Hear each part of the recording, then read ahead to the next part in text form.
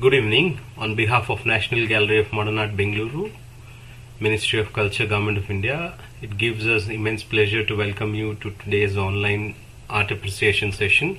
This session is a part of special series that delves into the lives and legacies of 9 iconic masters from the NGMA collection. Today, we are honored to explore the life and works of the modern Indian artist Gaganendranath Tagore. Gaganendranath Tagore, a visionary member of Tagore family of Bengal, was among the earliest Indian artists to experiment with modernist ideas. Blending influences and Japanese ink techniques, Cubism and caricature, he developed a unique visual language that was both innovative and deeply rooted in Indian sensibilities. His works stand out for their wit, structural rhythm, and pioneering spirit, making him as one of the most original voices in early 20th century of Indian art. We are privileged to have with us Ms. Yamini Telkar, an esteemed Indian art specialist, as our speaker for the session. With over 3 decades of experience in the art world, Ms. Telkar has collaborated with prestigious museums and cultural institutions across the country. Her expertise spans modern and contemporary Indian art, as well as traditional folk art practices. Ms. Telkar's recent work includes curating the acclaimed art program at Terminal 2 of the Bangalore International Airport. She continues to serve as a consultant for leading art galleries and public initiatives across India. Her academic credentials include an MPhil in Art and Aesthetics from Jawaharlal Nehru University, Delhi, a Master's in Ancient Culture from St. Xavier's College, Mumbai, and a Bachelor of Fine Arts from the JJ School of Art, Mumbai.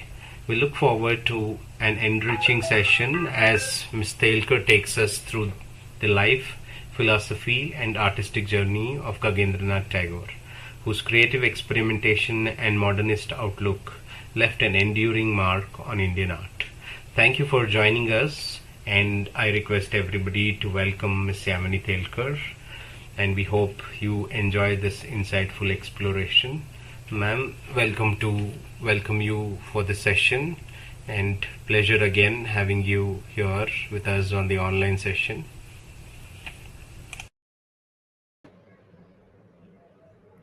Thank you, Darshan, for the introduction and the uh, kind words that you said about what I've been doing.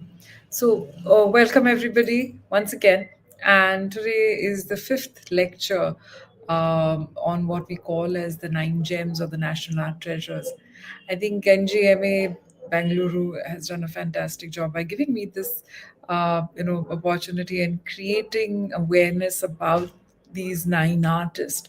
And today is the fifth lecture of the series, and I'm going to start. Sorry, Darshan, I can't get to. There. Thank you. Uh, uh, we begin as has been my practice for the previous 4 lectures.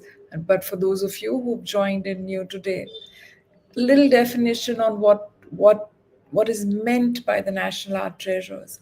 So national art treasures are those 9 artists who are designated as something that the country should feel proud of, and who have made meaningful contribution to the legacy of the art and culture of our nation. These were designated in the year 1976, when we had 4 artists who were qualified as the national art treasures. It included with Rabindranath Tagore, Jamini Roy, Amrita Shergill, and Nandalal Bose. This was the first list. In 1979, there was another 5 artists that were added to this category of national art treasures, and they were Raja Ravi Verma, Gaganendranath Tagore, Abanendranath Tagore, Nicholas Roerich, and Salos Mukherjee. So far, so good. It's great to have something like this. They did it periodically. But 1975 was the last year that it happened. And what does it really mean that when an artist gets designated as a national art treasure?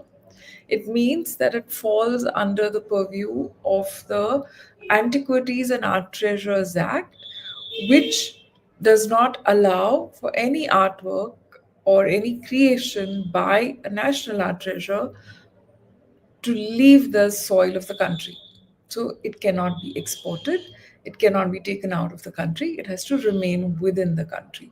That is what it essentially means. And this is something that is applicable to monuments, to any object that is designated or falls under the purview of the Archaeological Survey of India. So, this act of antiquities is something that is managed, controlled, defined by the Archaeological Survey of India.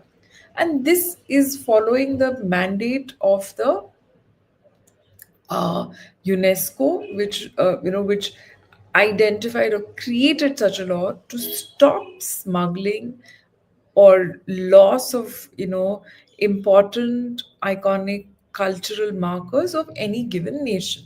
So that's where the framework is. And I think it is something that is wonderful that is done for artists who today we call as modern artists, or artists who were living until the recent past in that particular point in time, and to call them out and to bring them a different status. But my question is, who identified these artists, and why only twice, and why not after 1979?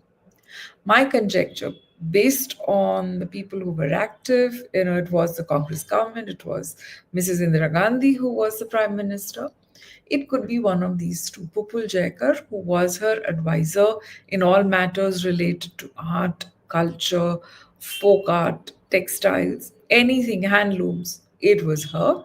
So it could be possibly her, but she had no association with the Archaeological Survey of India. Or it could be Lakshmi Prasad Sihari, who was the director general of the museums. Then he was in the National Museum, and also with the NGM. But none of the documentations that I have been able to access mention these two people, so it's a mystery. But all mystery apart, I think it's a fantastic way of recognizing artists, a way of celebrating these artists, and kind of giving them the respect and the honor that they deserve. Having said that, my story ends over there.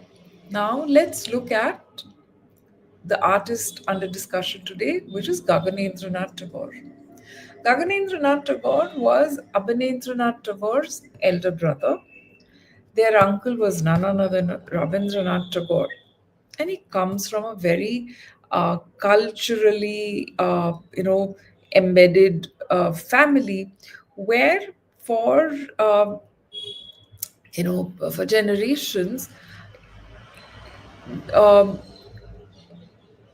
there was more that was given to the young, to the children of the family and to the people. What do I mean by that?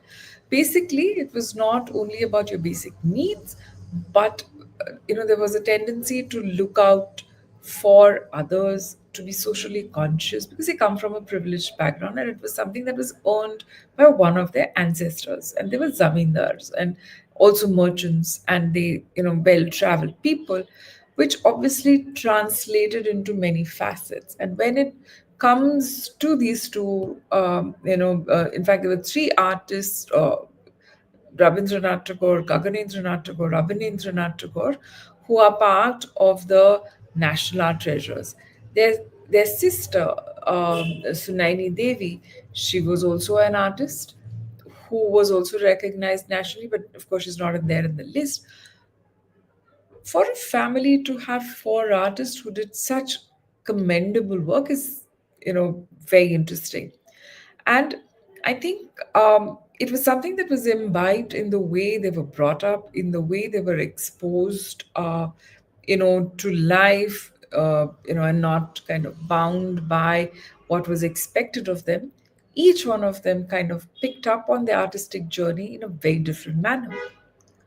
For instance, if you would have quickly gone through his biodata, you would see that his foray into art begins pretty late. He's actually 38 years old when he takes up painting seriously. Does this mean that, there was a eureka moment and one fine morning he woke up and he said, "Oh, from today I'm going to be a painter"?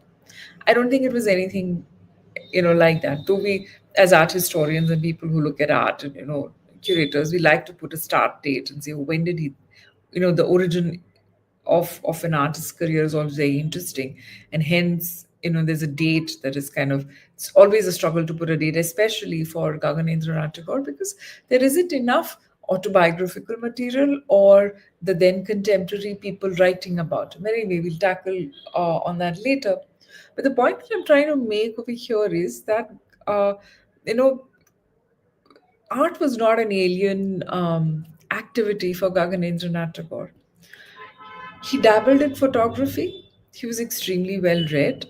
Uh, and so much so that, and he did photography for his family members, of his mother, of his sister, siblings, uncles, wife, everybody.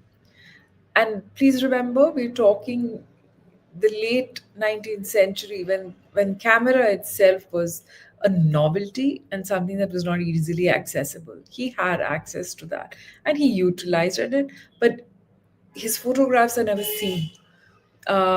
You don't find them in museums, or they're not displayed, or they're not spoken about. But he did a very interesting kind of photography, which is very personal, very intimate. What it means is that he had an artistic inclination already. And another interesting tidbit of information, he was the one who designed all the costumes and clothes for Rabindranath Tagore, not only for his plays and, the theatrical productions that happened, but also for Rabindranath Tagore. Rabindranath Tagore wears something that's very iconic and very different from any of the typical roles. It's like a robe that goes full length. That is the creation of Gaganendranath Tagore. He had a sense of fashion, for a lack of a better word, that he could imagine what Rabindranath Tagore would need, what his personality would need, because of the close connections that he had. So this, I would say that he was. It would be incorrect to say that he picked up painting. I mean, the physical act or the making of, a work of art on a piece of paper with the traditional materials possibly started at a later date, but his artistic journey was obviously there and in the making. Also, he was surrounded by art in various forms. For instance, his uncle, his other uncle, Rabindranath Tagore is his uncle. Rabindranath Tagore's elder brother, Jyotindranath Tagore, was the first one to actually take up the activity of painting in a very formal, structured manner. He studied art, he did oil paintings, he did portraits and stuff like that. And Gaganendranath Tagore was very close to him. So obviously, the uncle and the nephew must have had interactions, conversations, and they must have done painting. And to kind of illustrate that point, I've picked up a sketch. The sketch is by Nandalal Bose of Joshranko, which was the house where Rabindranath Tagore, Gaganendranath Tagore, the entire Tagore clan kind of lived. And it's an interesting sketch that Nandalal Bose has made. This is Nandalal Bose. And you see there are, he's kind of written so everybody can understand who's who. It's possibly would have been made into a painting later. So that's Nandalal Bose. That's Ananda Kumara, Kentish Kumaraswamy, who was an art historian from Sri Lanka, living in London, who was a close associate of the Tagores and who was writing on art and writing Indian art history and celebrating it. There is Surendranath Tagore, that's Abanendranath Tagore, and that's Gaganendranath Tagore. I found this picture very interesting because it gives you a sense of, a peek into their life as to how they were, interacting with one another, the hookahs which is there. So it's kind of a laid back, um, interesting kind of a setup for them. And also look at the background, it's full of framed pictures and paintings which is there. So he comes from, he may not have uh, been an active painter, but he was steeped in art. And it kind of then flourishes very quickly when you see his later phases. So, to begin with, it is said that he was self taught or he didn't have a formal education like Gaganendranath Tagore had. He chose to, be outside of that system. But he did have a bit of training under this artist called Harinarayan Bandyopadhyay, who was a well-known, acclaimed watercolorist in the British style of painting, which was landscapes and broad skies and clouds and nature kind of a thing. And the earliest beginnings were in landscapes that he saw, the world that was around him. Um, or you know nature. This is another influence for him at that point, because another important event that happens in the Tagore household, which impacts all of the Tagores, is the visit of Okakura in 1903, 1902, when he came in.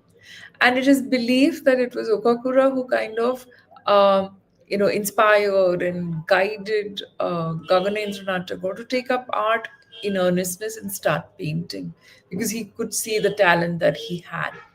And again, Gaganendranath Tagore was inspired by the way, or influenced by the way, Okakura, and there were two other Japanese artists, Hishida and Taiken, who also came, along with Okakura or after Okakura, because there isn't a historical documentation of that.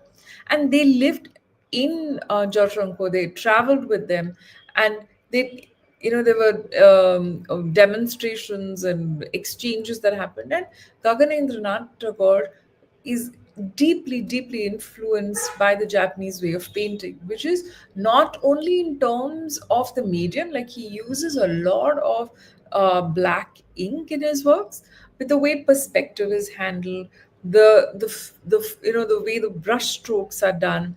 He always uses water, because most of the Japanese landscapes have water in some form of the other. The lack of realism, as opposed to what this was. There's a complete shift of kind of moving away from that, so that becomes a very strong influence. Over here you almost feel like he's trying to understand or trying to grapple the way he kind of works with it, but it kind of emerges in different ways in his works. Then we have another thing that he did a lot, because remember, as an artist, Gaganendranath Tagore did have a fixed, how should I say, agenda.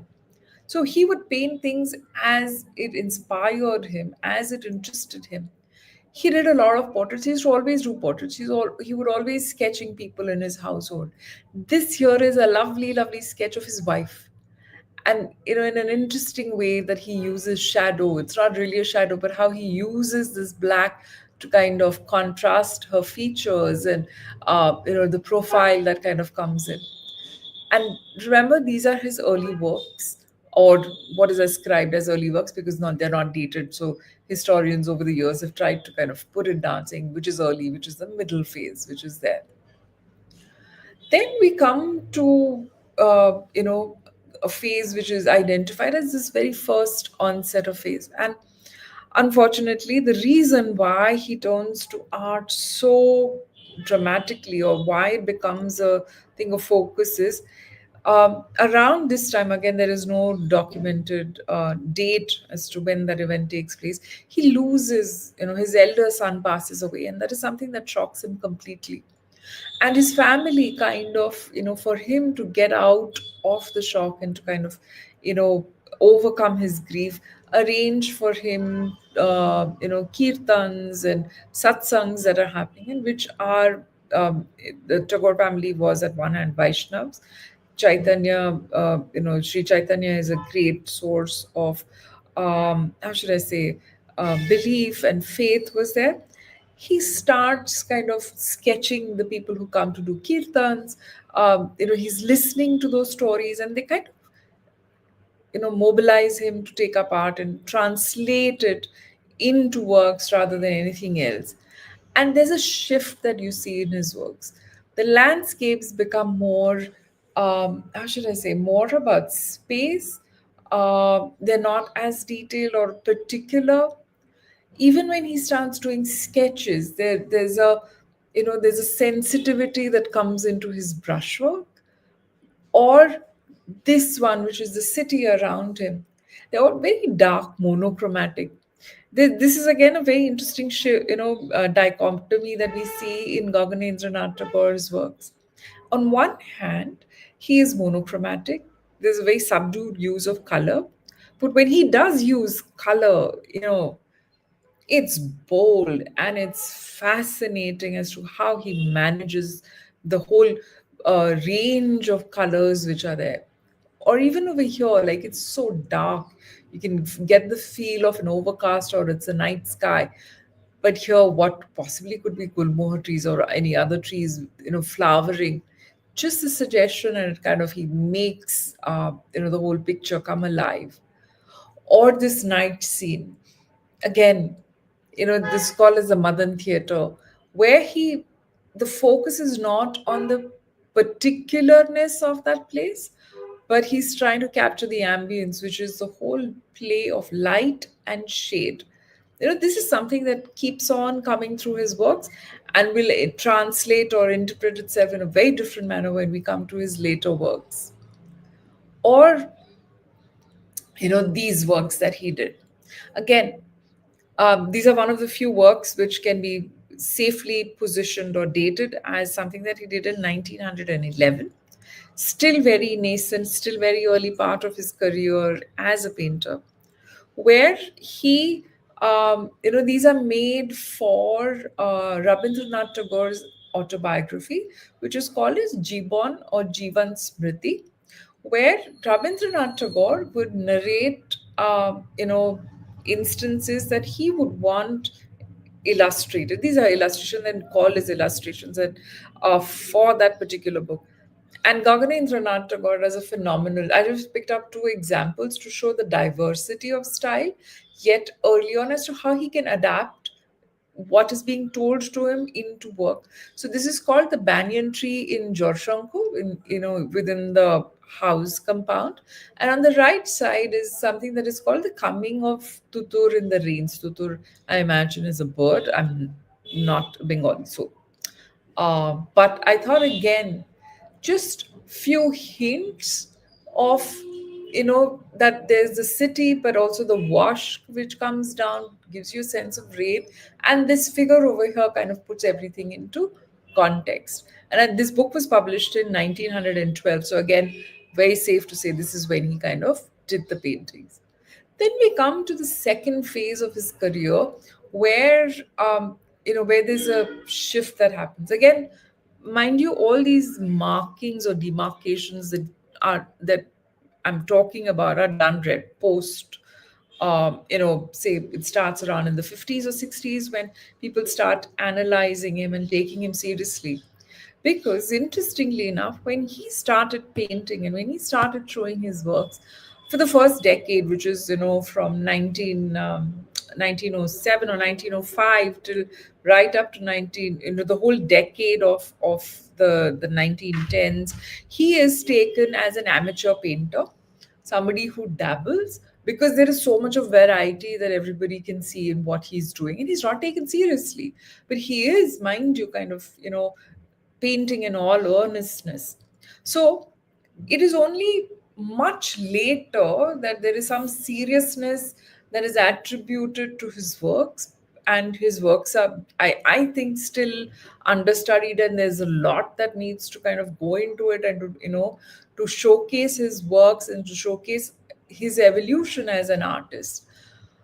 So coming back to the point, what is identified as the second phase is basically depending on the shifts that are happening in two things. One, the subjects that he picks up, and the maturity of him as an artist. Because, and this is a constant, ever growing process in any artist, even today, whether the contemporary artists, where they begin, where they go, it changes, it matures, and same was the case with Gaganendranath Tagore.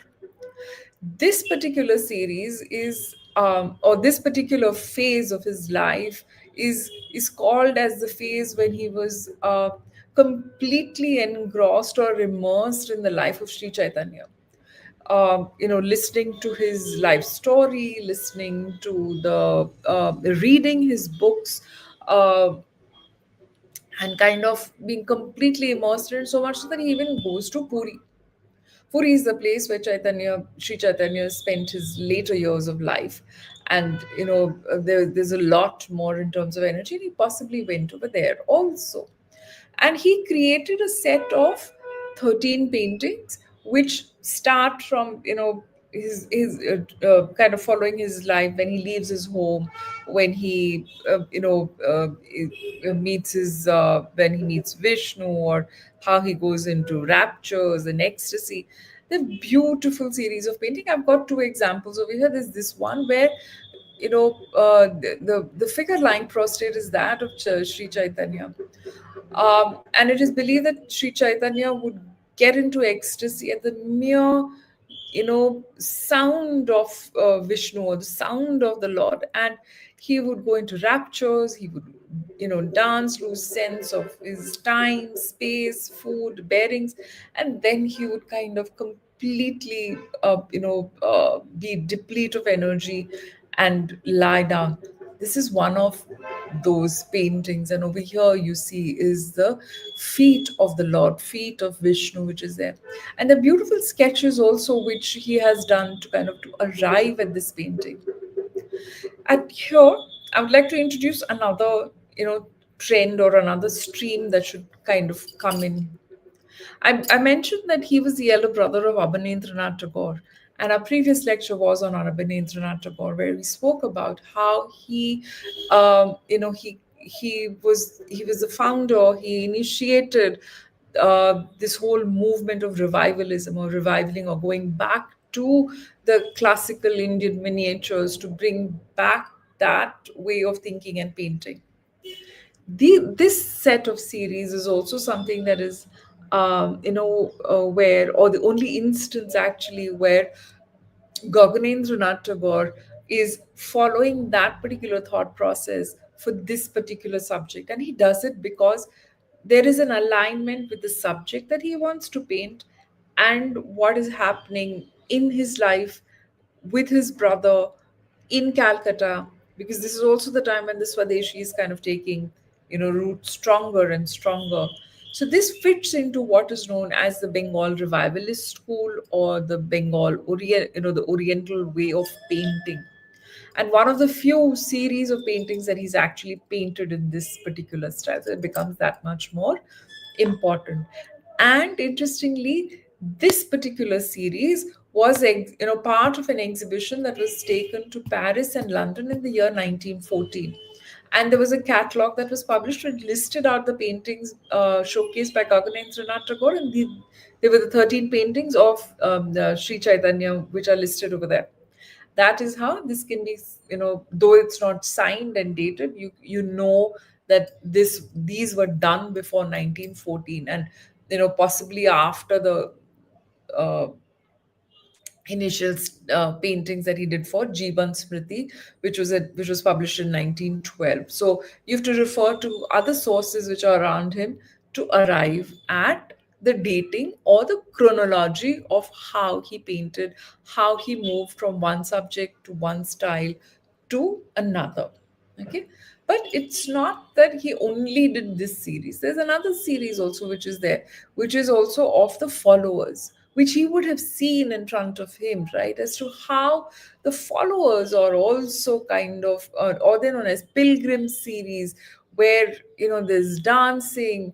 Why is this important? Because again, I'm trying to drive home the point that, how can people not consider him a serious committed painter? Because to arrive at something like that, there's an understanding on one, structural, formatting, space division, color, emotion, everything that goes into it. And he is, for a lack of better word, a professional artist over here.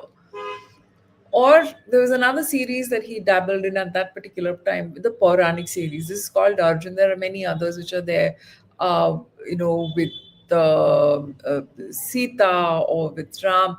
But this is one particular one that I, picked up to show as to how he um, adapted or how he incorporated what was happening in Jorshanko with Abhinendranath Tagore. And he was a great supporter of the whole idea of looking back at your own traditions to, you know, create works and to evoke pride in people.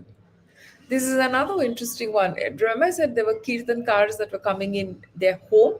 This is one particular kirtan car, and this is where it all began. The sketch of the kirtan car. Again, look at the ease with which he manages the entire figure. You can get the sense of movement and how the kirtan car is dancing and done in pastels on a darker ground, and he just highlights it with a few deft strokes, and you get a sense of what, you more than a sense, you can actually feel the rhythm of the work. And that's one of the hallmarks of Gaganendranath Tagore's work, which Darshan also kind of mentioned, that there's a rhythm, there's a ease which is there in his works. We come to, the next phase, or the third phase of his career, which is when he started doing something so different, something so radically different from his earlier series, which was spiritual, which was, deeply rooted in tradition. He's now looking at life around him in a very different perspective. This is known as his satire, or the caricatures that he did, and these were done from the year 1915 to 1920. Why am I so confident, or why are people so confident of this year? Because this was also the year when, the Bichitra Club was formed in Jorshanko. So there's this whole southern veranda. The first picture that I showed you, that is where everybody would kind of gather. Painters, thinkers, art historians, philosophers, and they would discuss what is it that art needs to do, what is it that artists should do, how do you kind of evolve and, make sense of what was happening around them.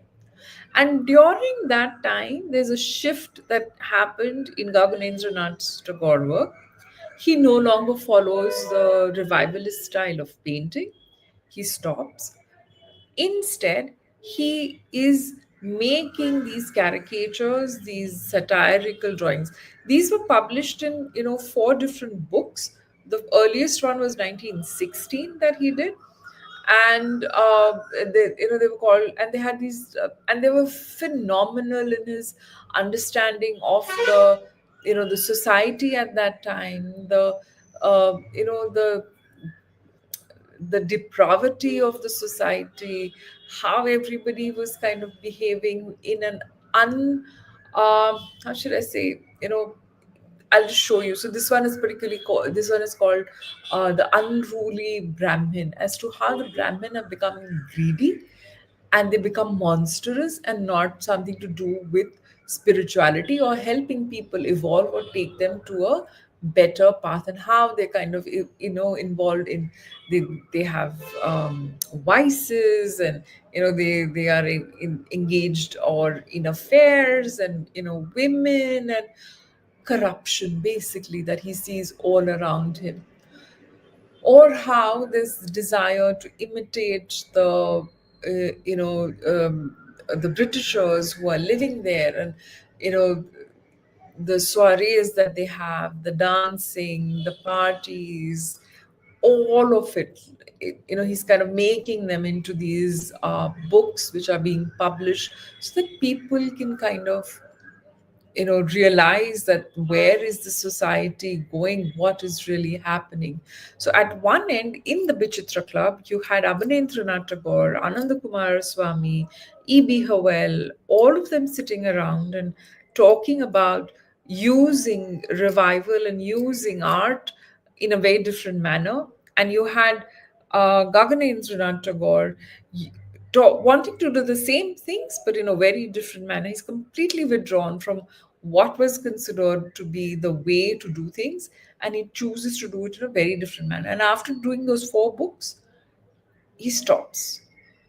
There's no way to understand why he stopped, which is again which is an unfortunate thing, because he never wrote down anything. I mean, he didn't leave notes, he didn't maintain a diary, which is very strange, because Abanendranath Tagore has written an autobiography, has made notes of what his work was, what he wanted to do. Rabindranath Tagore, not to such a great extent, but he's written on art. There is information that is available. Gaganendranath Tagore seems to be the one who doesn't leave any evidence as to why he did what he did and what was his intention behind it. So here are, and some of the references from that's him making the plate and printing. So he would make the drawings, he would make the plates, and then it would be published into a book form. So that's him doing the work itself. And at that time also, he would travel to the Himalayas and go to the mountains, go to Darjeeling, travel up to the mountains, and he's done some phenomenal landscapes over there. I thought this was particularly very, very striking. And his love affair with set design continued. I think he was a phenomenal set designer. This is again one of them. Now we come to the second last phase, the four, it's written as third, but it's actually the fourth phase of his life, which is again very prominent, again recognized, which is called as the Cubist or the quasi-Cubist. It does not mean that he follows the principles of Cubism, or he's aligned with the Cubist in Paris, but these are his interpretation of Cubism. There are multiple debates and discussions as to whether you can call him a Cubist. For me, the word Cubism is just a moniker, a label to say that there's a shift in his works, and these are the kind of works he's doing. I'll explain what I mean by why the label or the tag of Cubism doesn't matter. But just to give you some context, where does this come from? So there is a again, we don't know whether he called it that or not. Stella Kramrisch, who was an Austrian art historian, was invited and was teaching in Shantiniketan. When she saw these works of Gaganendranath Tagore, she wrote an article which was published in 1922 in a magazine called Rupa. And the title of that article was An Indian Cubist. And she talks about how Gaganendranath Tagore Cubism is more lyrical, more vibrant, and how it is different from the Cubism of Picasso and Braque, but it falls under the Cubism which was practiced in Italy, and Feninger was one of the names who who was important. Also, this association of wanting to kind of peg it with the European Cubism comes because in 1922, after the article was published, there was actually an exhibition that was brought to Kolkata which showcased the works of Paul Klee, Feninger, some European artists from the Bauhaus. So, which was again, some say Rabindranath Tagore was instrumental in bringing it. Some say that it was Gaganendranath Tagore who knew what was happening in Europe, what was the whole role of Cubism, and he, kind of was instrumental in bringing that exhibition in India.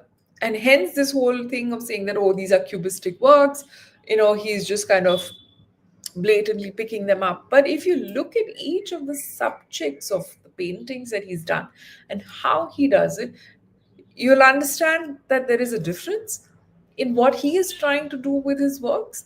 And yet at the same time, there is some sort of, it's almost like he gets an insight into how you can treat form, how you can treat color and work with it. So there's there's more use of color in these works, and color used in a very different manner. For instance, over here, this is called a temple, a cubistic temple. So it's the shikhara of the temple, it's dark, and he uses this whole concept of light falling on the shikhara and how that kind of is like a jewel, almost like a kaleidoscope kind of a feeling that you get here. Or you look at this one, no color over here, but This one is called uh, sorry, that there's a black and white of it. There is color only in the mountains over here. And look at the contrast that you have. So there are certain elements like, these bands that you see, which give you a sense of like, oh, it's cubistic, or it's got some geometric elements that are overlaid on it. And this open window over here, there's nothing. It's like true to the mountains. And the way he kind of frames it, it almost gives you a feeling that this is all a setting for a stage. There's a central character, there is a backdrop, there's a bed over here. What is happening? Where is she waiting? What is this element? He creates a narrative within that, so there is more in terms of storytelling, which is unlike any cubistic painting that you would have seen. Or look at this one. I think this is so dramatic. Everything is like, uh, the doors. There's an archway. He uses this whole concept of breaking up, or the analytical or the breakdown of the form into geometric shapes to build a different narrative, because cubists didn't, you don't get a sense of the form, but over here there is a figure which is beautiful, lyrical. In the earlier one there was the mountainscape which was there. The one in the previous one, the shikhara, is clear. So he's using it in a very different individual manner, to create that. And most importantly, he does not let go of depth in his works. It's not flat on the surface. He's not interested in what's happening behind the work. He's not interested in breaking it up and laying it flat. He's interested in adding it as a way of you know creating an heightened experience of that work for the viewer. So that is so different from anything. Or this entire expanse of red is flat, and there's no messing around with that. And how he uses to create or take you in towards the end, which is again into multiple forms that kind of comes in. Or this particular work, which I think is amazing, and coming together of so many things over here. This is called azan, or the call for prayer. Which is, again, you get a sense of going up on the top, which is a mosque. And the backdrop, which is now looking like a yellow ochre, is actually on gold paper. And the use of gold paper is again something that is a Japanese influence on Abhinendranath Tagore. Japanese artworks use a lot of gold, or a colored background for their works, because that adds in a sense of depth or layer. And that's what he uses over here also, to create something so beautiful. And there are titles to it, and they're very poetic works, that he's kind of doing. Or this one, which is called, look at the darkness and just the light in the center. It's called Meeting and the Stairways. Two women coming together talking. It's something that's very casual, but it's again could be set, a backdrop for a play. What I am trying to make a postulation over here is that, look at this. This is a sketch which is there in the the Victoria Memorial Museum in Calcutta. This is his drawing for a stage backdrop, where he's marking out elements which are there. How is the backdrop going to be? How is the stage going to be set up? One way of looking at all these works that he does for Cubism is that his foray into Cubism comes in through set design, because there are the wings which are there on the side. There's a curtain which is painted, there are people.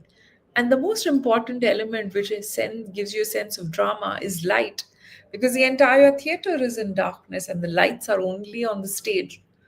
And the interplay of the light, the how it, because of strobe kind of lights or just focused lights which would be there, how that would create a jewel like sense, how that would heighten color. And that's I think the basis of his again, this is a conjecture that I have yet to come across a more detailed study on it, but this is possibly how it could go.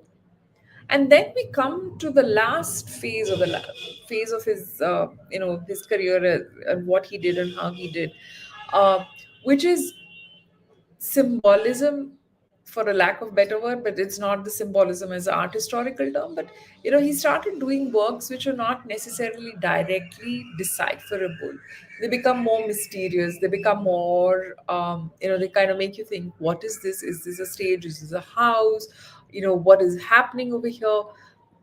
And they're more inward looking. Like this one is called, O Master, where you if I wouldn't have given you the title, it could have been a peak of a mountain, it could have been a road, it could have been anything. But now you clearly kind of feel that there is a person with a beard. Could it be Rabindranath Tagore? The light that comes from behind is almost like a halo. Or this one, which is again Rabindranath Tagore in the Island of Birds. It's it's almost as if it's not almost as if it is Rabindranath Tagore, and the birds or the nature around him has become one, and how he creates this sense of merging of two elements, becoming one. You don't know where the figure ends and where the birds come in, because none of them are defined. It's only the title that gives you a clue, and you start seeing the shapes, and you start seeing birds, you start seeing the figure. Otherwise it could just be a beautiful composition, that's there in front of you. Or the next two works, which are, I think, so sensitive. The other one is called Christ. So you see the cross, that's a figure of Christ, and there's a person sitting on an organ, playing music. There's obviously a scene from inside of a church. Or the one on the right, again, if I don't give you a title, you have no clue of what it is. It's called Parvati of Himalayas, where he is now literally, he's moving away from the figural world, and it's almost like, he's embracing, or he's moving towards abstraction. And mind you, this is 1925, way, way beyond anybody doing, I mean, it was happening in bits and pieces, but for Gaganendranath to kind of, move in that direction is something, um, quite amazing and quite interesting to see. I now, will end with a set of four works. Uh, there's a very interesting way in which he brings in the figure of the women in his paintings. Uh, he doesn't, he does not fetishize them. He does not objectify them. They come in as mysterious beings. And this is something that's always talked about, that the women in his works are always very mysterious, and he's always kind of alluding to something deeper. We don't know what it is, and there's just a very interesting way that he depicts them. And if you notice, all four of them are monochrome. Only in this one, which is possibly an early work, where you see the profile. Here you do not see the face. Here, this is called evening and morning, so personification. But again, it's so dark, and it kind of merges. And I think the last one is so interesting, because he calls it the portrait of Mukherjee. I'm forgetting S. Mukherjee. There's the lady's name. It is a portrait, but he does not choose to show the figure, the face, but just a profile, and he leaves it at that. And he's done many more such portraits. I mean, he's done one which is a self-portrait, which becomes apparent. There's one he's done for Gaganendranath Tagore and other members of the family also. But this, I think, is very interesting. Try connecting it to the first portrait of his wife that I showed, where he's done a beautiful, realistic representation of her and used black to contrast the face, the profile, to this, where the face becomes, black. There's no details over there, and it's the background that kind of is lighter and takes you into very different window like thing, which is why, again, I keep going back to the metaphor, or the fact that he's possibly looking at theater. He's possibly, the involvement in set design, in making all of that, is translating into his paintings. And the last one, which I thought is again very poignant, because it shows his connection, his respect for Rabindranath Tagore. Again, it is the figure of Rabindranath Tagore, everything is in darkness, and there's just that little window which kind of takes you away. With this, I complete my presentation on Gaganendranath Tagore, who I think has been overlooked, but is somebody who is um, versatile, agile, because his active career as an artist was, say, from 1910, 1905 till 1930, which is about a period of 25 years. And within that, you have him moving from naturalism, inspired by Japanese style, kind of has a little bit of, intervention foray into the whole thing of the revivalist school, moves away to doing something so drastic, which is his satire, and they're made as lithographs and makes only 4 books on that, moves on to Cubism, but in a very different way. Uh, and then his other paintings, which are landscapes, which keeps evolving through his lifetime, or the other works that he does for theater, photography, costume design. I think he's a polyglot, and he should be recognized as that and celebrated more and more in that manner. So next time that you're in the NGMA, please go and look at these works and enjoy them, because yes, I've got the images here, but when you see them, you get to experience the way he uses brush, color, light, and the details which kind of come across from these paintings. I think we now have about 9 to 8 minutes. So if there are any thoughts, comments, suggestions, happy to take them.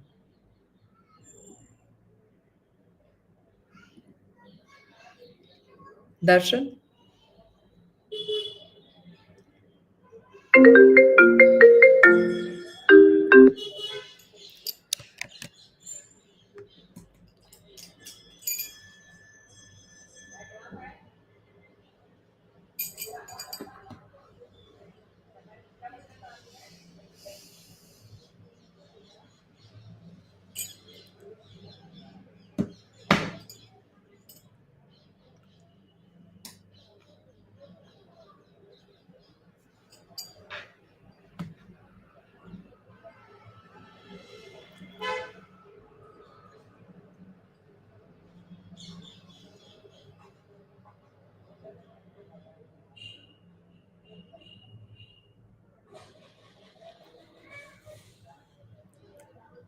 I can't see Darshan coming back. Ah, Yes. there. Hi, There Amrita. is no questions yet, so waiting for the questions, but I feel we can just end it up. Thank you, ma'am, for your insightful talk. So much. We'll meet again. Hope everybody have liked this talk. We'll meet again. Good night. Okay, thank you. Thank you, Amrita. Bye. Thank you.